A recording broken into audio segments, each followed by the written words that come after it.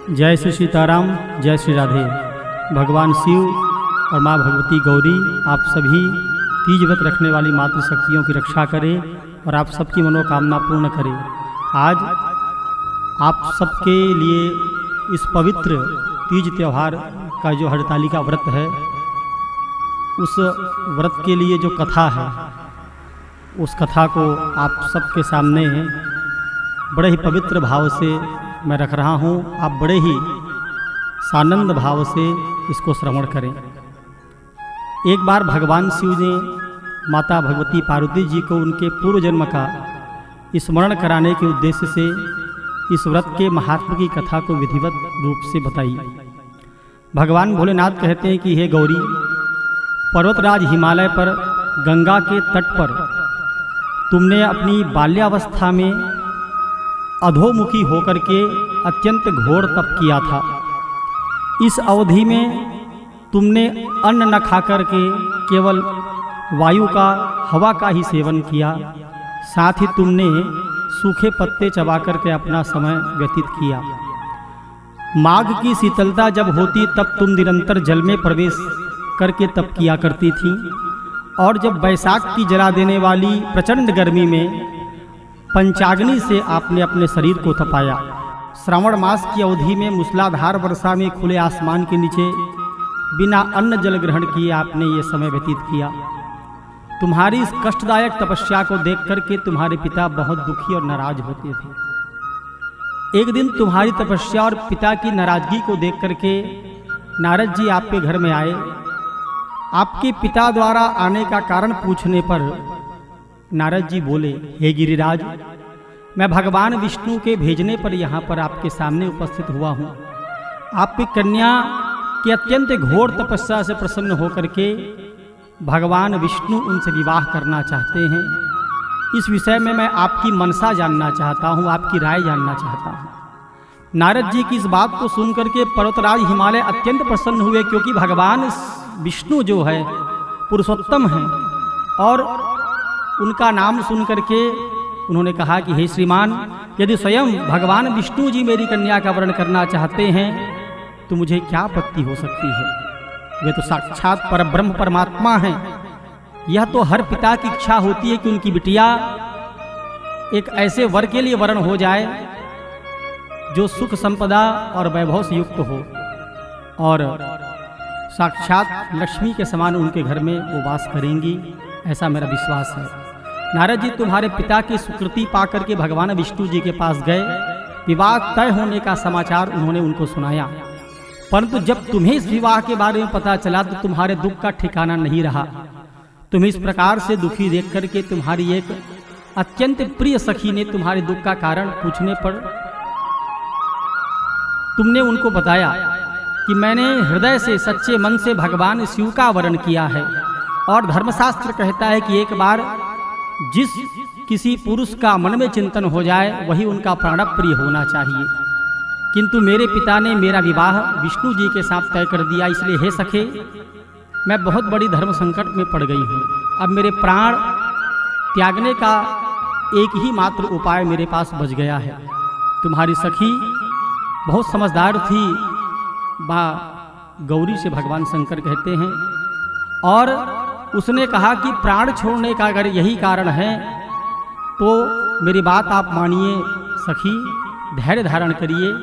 और भारतीय नारी के जीवन की सार्थकता इसी में है कि जिसे मन से पति के रूप में वर्ण कर लिया, जीवन पर्यंत उसी के साथ अपना समय व्यतीत करना चाहिए, जीवन निर्वाह करना चाहिए। सच्ची आस्था और एक निष्ठा के समक्ष तो भगवान भी असहाय हो जाते हैं। मैं तुम्हें घनघोर वन में ले चलती हूँ, जो साधना स्थल भी है, स्थल भी है, जहाँ तुम्हारे पिता तुम्हें खोज भी नहीं पाएंगे। मुझे पूर्ण विश्वास है कि ईश्वर अवश्य ही तुम्हारी सहायता करेंगे। और भगवान भोलेनाथ ने माँ गौरी से, शिवा से कहा कि तुमने ऐसा ही किया। तुम्हारे पिता तुम्हें घर में न पाकर के बड़े चिंतित हुए, दुखी हुए, सोचने लगे कि मैंने तो विष्णु जी से अपने पुत्री का विवाह तय कर दिया है।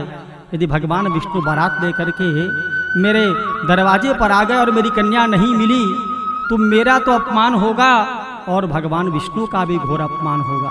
ऐसा विचार कर पर्वतराज हिमालय ने चारों ओर तुम्हारी खोज शुरू कर दी। इधर तुम्हारी खोज होती रही देवी, उधर तुम अपनी सहेली के साथ नदी के तट पर एक गुफा में मेरी आराधना में लीन रहने लगी। शुभ वो तिथि आई भाद्रपद तृतीय शुक्ल को, जब हस्त नक्षत्र युक्त तृतीया तिथि का आगमन हुआ। सुंदर नक्षत्र, सुंदर तिथि, सुंदर दिन, तुमने रेत के शिवलिंग का, बालू के शिवलिंग का निर्माण किया। रात भर मेरी स्तुति में गीत गाकर जागरण किया। तुम्हारी इस कठोर तपस्या के परिणाम स्वरूप मेरा सिंहासन ढोलने लगा, आसन हिलने लगा, और मैं शीघ्र ही तुम्हारे पास पहुंचा और तुमसे वर मांगने को मैंने कहा। अपनी तपस्या के फलीभूत मुझे अपने समक्ष पाकर तुमने कहा, मैं आपको सच्चे मन से पति के रूप में वरण कर चुकी हूँ। यदि आप सचमुच मेरी तपस्या से प्रसन्न होकर के यहाँ पधारे हैं तो हे भगवान, मुझे अपनी अर्धांगिनी के रूप में आप स्वीकार कर लीजिए। तब तथास्तु कह करके मैं कैलाश पर्वत पर लौट गया।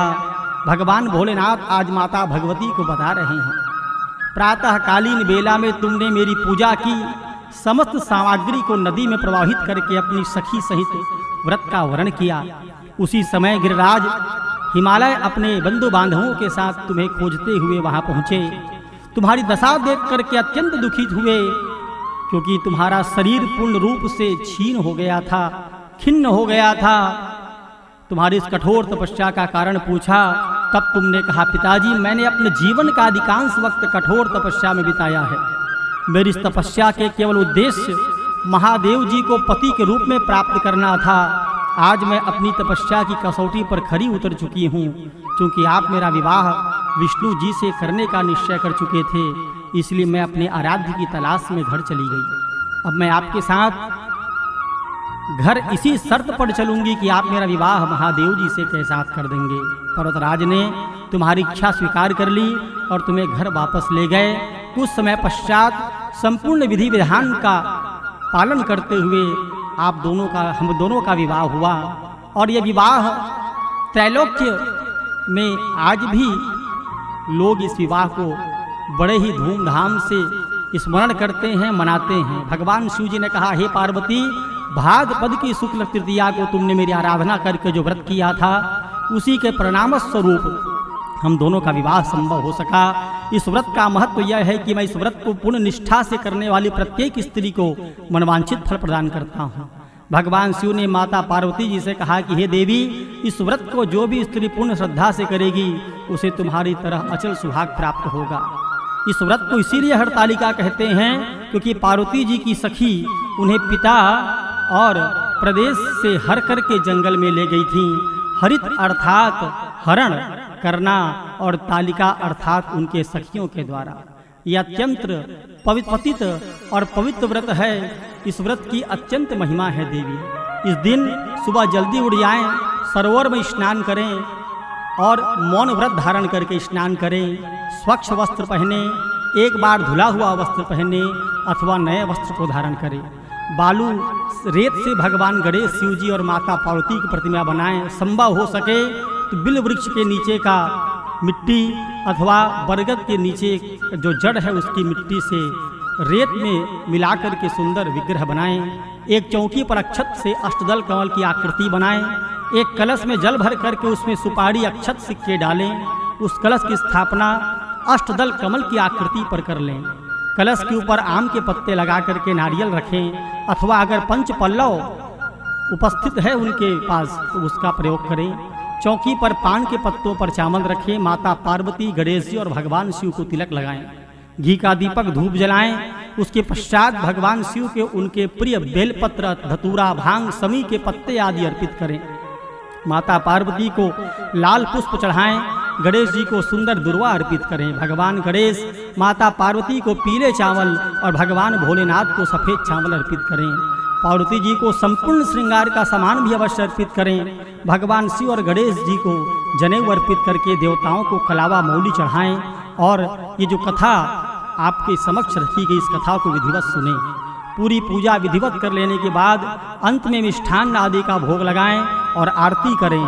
तीज पर संध्याकालीन बेला में पूजन के पश्चात चंद्रमा को अर्घ्य भी दिया जाता है। चंद्रमा को रोली, अक्षत, मौली अर्पित करें। चांदी की अंगूठी और गेहूं के दानों को हाथ में लेकर के चंद्रमा को अर्घ्य देते हुए अपने स्थान पर खड़े होकर के परिक्रमा करें।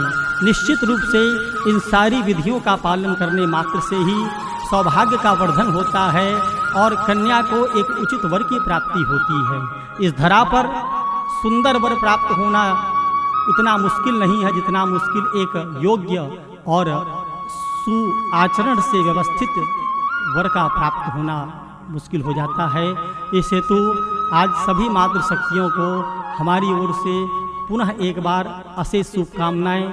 भगवान भोलेनाथ और माता गौरी आप सबकी मनोकामना को पूर्ण करें। जय जय श्री सीताराम।